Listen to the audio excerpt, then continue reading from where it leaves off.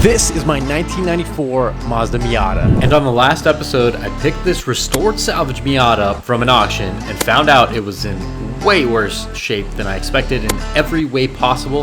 And on this episode, I'm going to see if I can get this poor car back on the road. If you missed the last episode, you can check it out right here. Okay, so as you saw on the last episode, we cleared things out. We found some goodies in it, but it does not run. It's not drive. It's really torn apart in there. It's about time. I've been kind of dreading this a little bit, just a little bit, because the risk of me finding out that the engine's bad or something is just like overwhelming. It hurts, you know. We got to stay positive. It's a Miata. It's a 4-cylinder. It's easy. So with further ado, let's get into it. Everything in here is loosey-goosey, and I have my theory, right? We have a couple brand new seals that I found in the car, along with a brand new timing belt. Everything's taken apart off the front to some extent, so I'm assuming that's what was going on here. I'm missing a lot of parts though, and so I need to kind of dig through all the crevices here, find out what we have, and after I see what I do have, then I'll know what we don't have. Knowledge. So I'm gonna do that, lay everything on the ground, and then we'll go from there.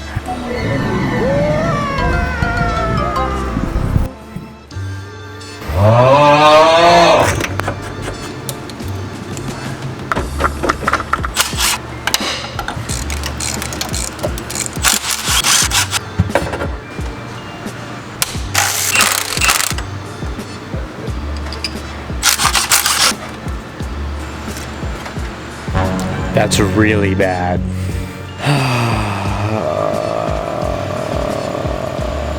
This makes a lot more sense now. I'm just gonna slap the belt back on. Who knows? I have no idea. The whole thing was weird because that chunk was on the bottom where all the pieces were missing. So maybe it just kind of, I don't know. I don't know what happened. What I do know is if I put this back together and it runs poorly or doesn't even start, it's got bent valves and it's bad. So we're just gonna do that because all the parts are already here, already ordered, might as well. All right, so I got the belt on, everything's timed properly. I'm gonna turn it over, put my hand over, and if it's got compression, good chance it's probably all right. So all very good signs, so I'm gonna keep putting this thing back together, and I feel way better. I feel like it's gonna run now. お前はもう死んでいる。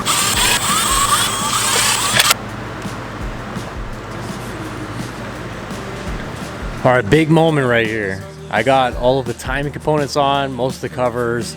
I'm gonna wait on the radiator and all the other lines because I just wanna see if this thing's gonna run. I think it will. It felt good, it's got compression. I just fixed vacuum lines, I put brand new spark plugs. Hopefully that helps. It may not have gas in it. That's part of my worry right now. Let's find out, I guess.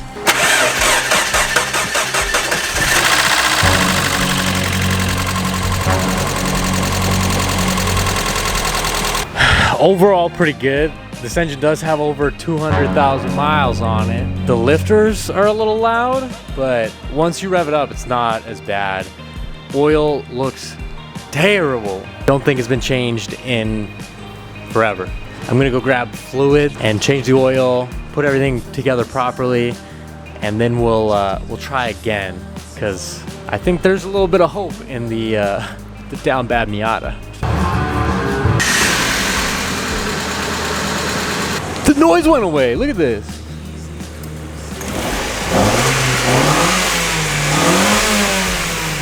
It's the next day. I'm still shocked that this thing runs. It runs pretty damn good. Just remember that this is how I found the timing belt. There's no ribs on here. Like, what? I mean, it makes no sense. It runs really good. I changed one serpentine belt because the other one looked fine. The other one has broken. Ordered up, but this one still has a little bit left on there, so I'm gonna charge the AC and see if that works and kind of just go from there and then take it for a quick spin and see if it shifts and stuff. I mean, I don't know. I'm a I'm just a little surprised this morning, you know?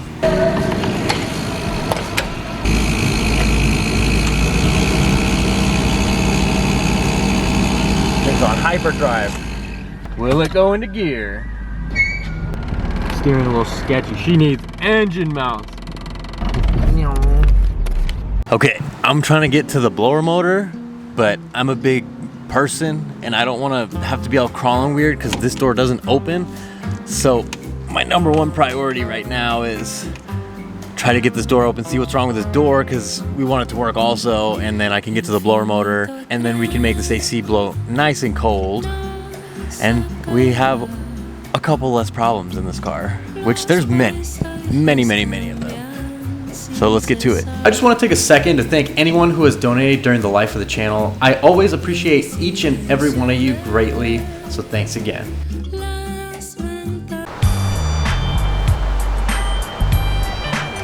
It's the next day. I overnighted a new blower motor and let's slap it in. I'm pretty sure it's gonna fix it.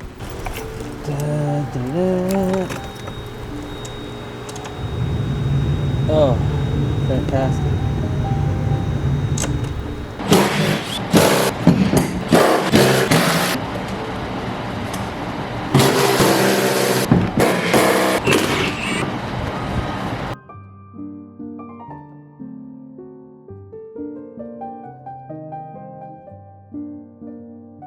Okay, I have driven this car. The AC blows cold, but it's barely blown out of the vents. I've been doing a little bit of diagnosing, and I think I found out why it's not blowing very good. So that's the AC heat exchanger here. And yeah, I don't know if you can see that, but every single one of those fins is just like full of like dust. So if air can't flow through that, then yeah, it's not gonna get to me. So I'm gonna try to clean that. All right, cleaned up. We got it blowing nice and good. I've been measuring it through this little spot right here, just to kind of see where we're at. I think the lowest I got it was like 44, I believe. Massive difference, absolutely massive difference to have air conditioning. But here, check this out.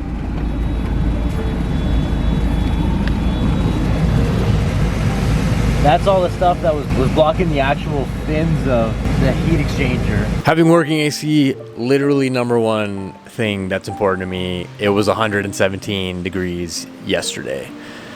So yeah, number one priority without a doubt. And then it allowed me to drive this car a little bit, feel some issues out, and it definitely has a blown shock in the rear. I've been debating a lot of things because this thing's pretty clapped out, and it's like, at what point do I stop fixing it? Because I'm not gonna be able to make money if I fix everything. But I also don't wanna sell a bad car, so I think I'm just gonna take a loss in the sense of making this car perfect and then losing all my money and labor. Next up on the cutting block here is the engine mounts, which seem to no longer exist. So we're gonna swap those out real quick. Improve the quality of life. Adapt, improvise, don't complain.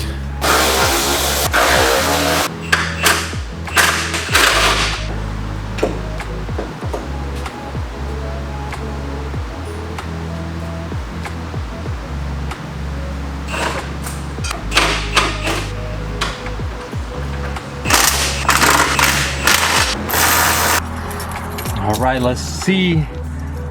These are like the satisfying things to do. Oh my goodness. Everything in here is not vibrating. It's got cold AC. This is not the same car. Now it's just little stuff. Okay, random transition here. I've driven this car solid 1,000 miles. It drives great. I mean, other than the fact that the shocks are blown, but I ordered coilovers, I ordered ball joints, which it really needs. But first I ordered a bunch of little things that make this car 10 times better and more enjoyable to drive. So let's get to it. First up, this is missing. Been bugging me. Watch, bam.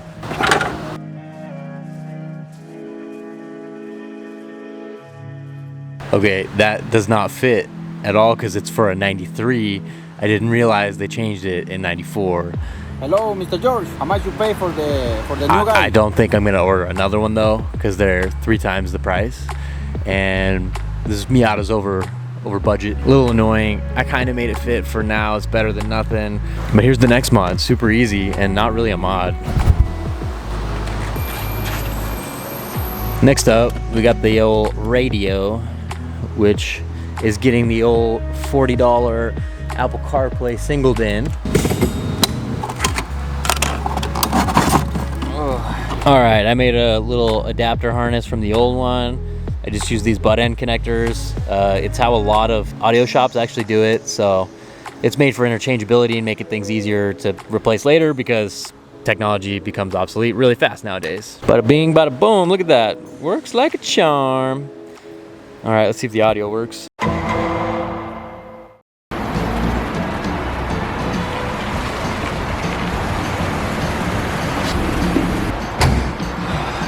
I ended up selling the hardtop to try to recoup some of my losses here. And now it's time to fix a couple more things that are kind of drastic, things that are crucial for this thing to be roadworthy and for me to feel more comfortable selling it to somebody else.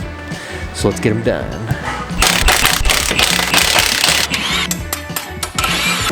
So this thing actually had pretty decent shocks. It had ground control coilovers, which are Ibach springs, and then Coney shocks. And one is completely broken in the back, which we'll see later. So I went ahead and bought even nicer coilovers, like with the best ones that I could possibly find on the internet. So we're gonna throw those in. And it definitely needs slower ball joints because they're creaking like crazy. Also, highest quality parts that money could buy on Prime Day. So let's get to it.